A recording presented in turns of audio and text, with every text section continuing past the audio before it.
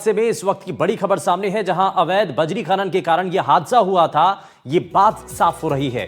मंगलवार को 8 युवक बनास नदी में डूब गए थे और 8 युवकों की बनास नदी में डूबने से मौत हो गई थी। अवैध बजरी खनन के कारण अब यहां पर गड्ढा बन गया था और इसी गड्ढे में वो युवक डूब गए थे। नदी में गड्ढे से अनजान थे डूबने वाले युवक। कल युवकों के नदी में नहाते वक्त यह हादसा हुआ था और 8 युवकों की नदी में डूबने से मौत हो गई थी।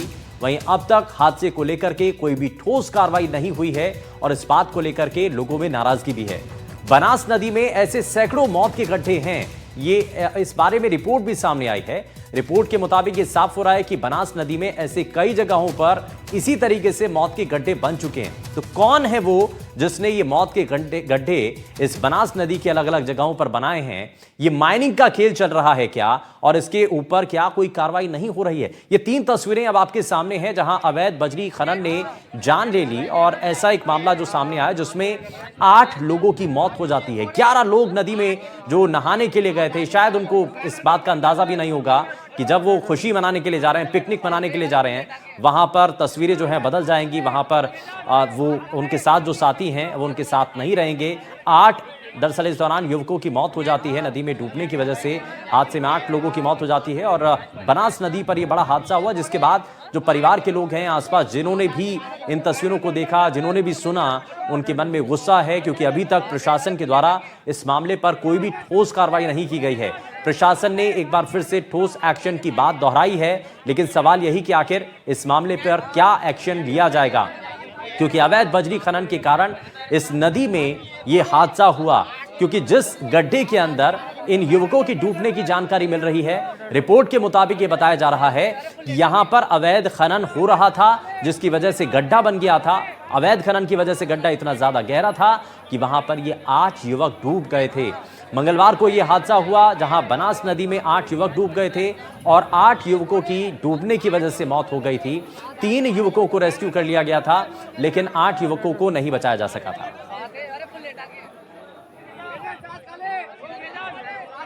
बनास जीवनदायिनी है। कल कल बहती बनास कंठों की प्यास बुझाती है।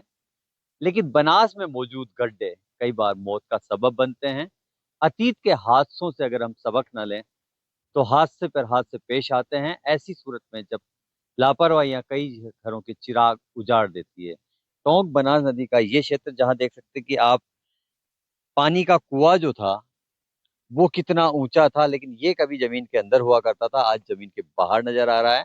और ये वो जगह है बनास नदी में, एक नया ब्रिज है। ये नए ब्रिज के पास में इस गड्ढे में, जहां पर ये बनास नदी में पानी भरा हुआ है, कई हादसे पेश आ चुके हैं। चट्टानें जो आप देख सकते हैं, इन चट्टानों के बीच में जो, क्योंकि पानी जब निकलता है कम होता है, तो इनके ऊपर कभी बजरी हुआ करती थी बनास के अंदर, लेकिन बजरी जो है निकाली गई और उसके बाद में जो है इस तरह की जो चट्टानें हैं, बनास नदी के ब्रिज के पिलर देख सकते हैं आप कि अवैध खनन ने क्या सूरत बिगाड़ी है। कि कभी ये जो पिलर के नीचे जो प्लेटफॉर्म है, ये जो प्लेटफॉर्म दिखाई दे रहे हैं, ये प्लेटफॉर्म कभी बजरी से ढके हुए करते थे, लेकिन बनास में लगातार खनन जारी रहा और ये पिलर्स जो है कितने निकाल दिए गए, यानी कि 10 से 15 फीट तक पिलर के जो दबे हुए थे बजरी में, उनके नीचे से भी जो है, प्लेटफॉर्म के यहाँ से भी जो है बजरी हटाई गई है। साफ तौर पर हवा में झूलते हुए जो है ब्रिज के नीचे जो पिलर का जो प्लेटफॉर्म है वो भी देखने को मिलता है। जहां तक नजर जाती है, ये इस तरह की जो चट्टानें हैं, ये जो मौत के गड्ढे हैं, कहीं ना कहीं जो है बनास नदी के लिए खतरा है। मंगलवार को जो हादसा हुआ, वो हादसा कुछ इस तरह का हुआ कि ऐसा ही पानी का एक गड्ढा था जहां पर लोग पिकनिक मनाने आए थे। पिकनिक मनाकर जो है जाने की तैयारी थी, खुशियां थी, लेकिन खुशियां जो है उस समय मातम में तब्दील हो गई जब एक युवक जो है उसके अंदर पानी के गड्ढे के अंदर उतरा और नहाने के लिए जब उतरा तो उसके बाद में वो डूबता चला गया। डूबने के दौरान जो है लगातार जो है एक के बाद एक बचाने का प्रयास करते रहे। 8 युवक डूब गए, 8 युवक एक साथ डूब गए, यानी कि 8 घरों के चिराग बुझ गए। उस सूरत में जिला कलेक्टर जितेंद्र सोनी ने साफ तौर पर कहा है कि ऐसे जो स्पॉट है बनास नदी में जो बन गए हैं, उन स्पॉट्स पर कार्रवाई होगी, उनका सर्वे होगा, वहां जाने पे लोगों के नहाने पे, पिकनिक बनाने पर रोक लगेगी। लेकिन देखने वाली बात ये होगी कि बनास नदी में जिस तरह के हालात हैं, वो कहीं न कहीं एक तबाही की सूरत बयाँ करते हैं कि लगातार जो है चाहिए जिसे हम स्थानीय भाषा में भंवर कहते हैं, देह कहते हैं, ऐसे स्पोर्ट पर जो है पूरी तरह प्रतिबंध कब लगेगा? क्योंकि हादसे होते हैं, 2-4 दिन बयानबाज़ी होती है, उसके बाद में जो है वापस वही ढाक के 3-5 और फिर एक नया हादसा पेश आता है, फिर एक नया बयान पेश आता है। लेकिन क्या टोंक प्रशासन बनास नदी के फ्रेज़र ब्रिज पर हुए भीषण उस हादसे के बाद कोई बड़ा सबक लेगा, बड़ा कदम उठाएगा, देखने वाली बात ये होगी। कैमरामैन रोहित के साथ रविश टेलर, एनडीटीवी, टोंक। और ये रिपोर्ट हमने आपको दिखाई है। रवीश हमारे साथ फोन लाइन के जरिए हमारे संवाददाता जुड़ गए हैं।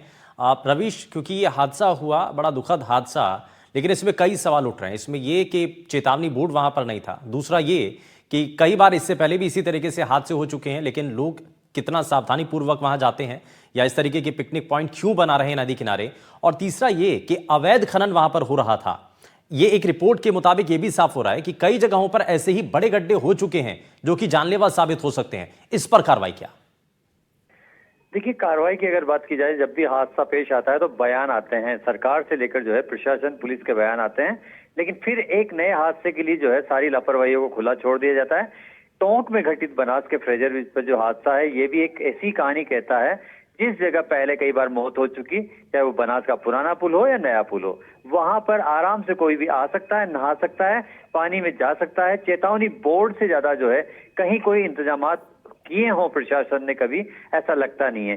कासीर से लेकर जो है, हम कासीर की बात करें, भूतिया घाट की बात करें, फ्रेजर ब्रिज की बात करें और नए ब्रिज की बात करें, इसी के साथ बनास नदी का जो लंबा चौड़ा क्षेत्र है, लगभग 110 किलोमीटर का क्षेत्र है, वो अवैध बजरी खनन से जो है अब तक कई जानों को लील चुका है, बनास के अंदर भी, बनास के बाहर भी। यही नहीं, बीसलपुर बांध में भी जो है बड़े हादसे पेश आए हैं, जहां अवैध रूप से जो है नौकाएं संचालित होती है, चाहे वो मछुआरों की हो या सवारियों को ढोने वाली हो। वहां भी ऐसे हाथ कभी भी बड़े जो है पेश आ सकते हैं, अतीत में भी हुए हैं और भविष्य में हो। अब प्रशासन किस तरह के कठोर कदम उठाएगा, देखने वाली बात ये होगी, क्योंकि मानसून का सीजन आ रहा है। पिछले मानसून सत्र के अंदर देखने को मिला था कि कई जाने जो है, लगभग 23 रेस्क्यू जो है एसडीआरएफ की टीम ने जो है पानी वाले क्षेत्रों से किए थे। तो उस सूरत में जो है प्रशासन को सख्ती से कदम उठाने पड़ेंगे, क्योंकि टोंक में छोटे बड़े 183 बांध हैं। तो उन हालातों में अब सबसे बड़ा जो सवाल है वो यही है कि प्रशासन के जो ठोस कदम है वो क्या जिंदगियां बचा पाएंगे। अवैध बजरी खनन से जो खड्डे बने हैं, क्या उन्हें भरपाई होगी, उन्हें भरकर जो है दोबारा भविष्य में ऐसी करतूत कोई नहीं करे, इस पर क्या प्रशासन ध्यान देगा, देखने वाली बात ये होगी। ठीक है, बहुत शुक्रिया रवीश इस पर जानकारी देने के लिए। तो प्रशासन इस पर क्या कार्रवाई करता है, अवैध रूप से हो रहे इस खनन को लेकर के क्या बड़े कदम उठाए जाते हैं, इस पर नजर है।